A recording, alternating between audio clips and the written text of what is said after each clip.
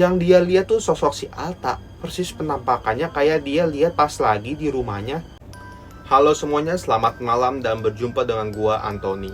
Hari ini gue bakal ngebahas sebuah cerita yang bisa dibilang cukup ngeri dari seorang bernama Aldi. Si Aldi bercerita diganggu arwah temennya ketika temennya ini baru meninggal. Yang belum subscribe, ayo subscribe dulu. So, ayo kita langsung ke mukbang horornya.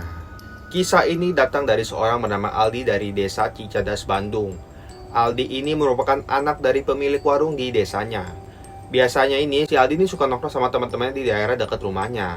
Di sana Aldi biasanya nongkrong bisa sampai larut malam sama teman-temannya ini nih. Pada saat si Aldi lagi nongkrong, mereka ngomongin topik yang bisa dibilang agak ngeri. Salah satu temennya ini bernama Lukman, dia tuh nanya ke temen tongkrongannya, gimana ya rasanya kematian itu.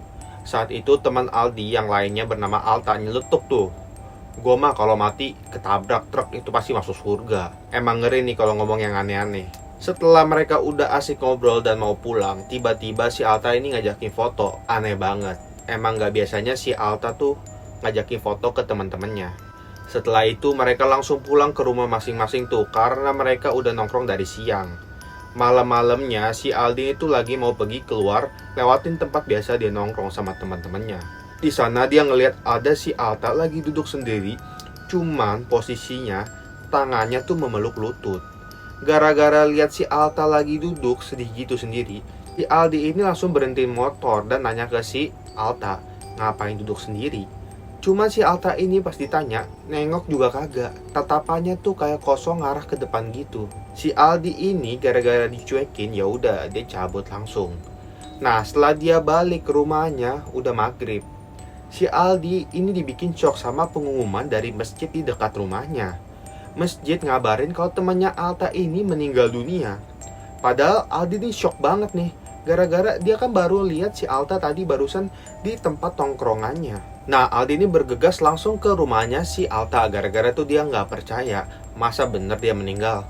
Ketika dia sampai, beneran loh, Alta udah meninggal. Tapi yang lebih bikin Aldi ini shock, Alta ini kepalanya bolong dan darahnya tuh keluar terus. Katanya si Alta ini meninggal karena kecelakaan di daerah Jalan Jakarta, di mana pada saat itu jalanannya tuh masih dalam pembangunan. Jadi banyak batu-batu kerikil yang tajam. Pada saat si Alta ini jatuh, kepalanya nih langsung kena dan langsung meninggal. Karena darah yang gak habis-habis dari kepalanya si Alta, akhirnya jenazahnya langsung dikafanin dalam kondisi darah yang masih mengalir dan cuma perban yang bisa nahan darahnya biar nggak terlalu deras keluarnya. Bahkan pada saat mau dikuburkan, jenazah Alta pada saat diangkat dari ambulans ke liang kubur, darahnya tuh masih netes-netes. Beberapa hari kemudian pada suatu malam, Aldi ini lagi pergi keluar rumah, menuju tempat biasa dia nongkrong dan temannya tuh lagi nggak ada. Si Aldi ini duduklah sambil nunggu teman-temannya pada datang sambil nyalain rokok.